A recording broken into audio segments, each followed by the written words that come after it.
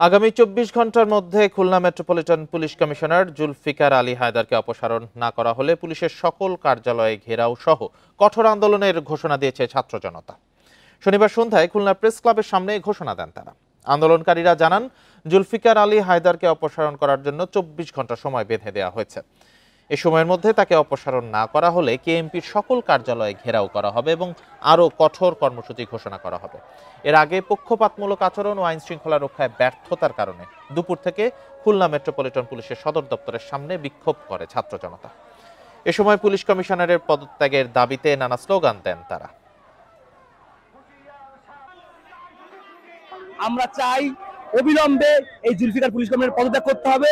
আমাদের এক দফা এক দাবি। খুলনার শান্তি শৃঙ্খলার নিমিত্তে আমরা এই ব্যর্থ পুলিশ কমিশনারকে আর খুলনার আইন শৃঙ্খলা রক্ষার দায়িত্বে দেখতে চাচ্ছি না।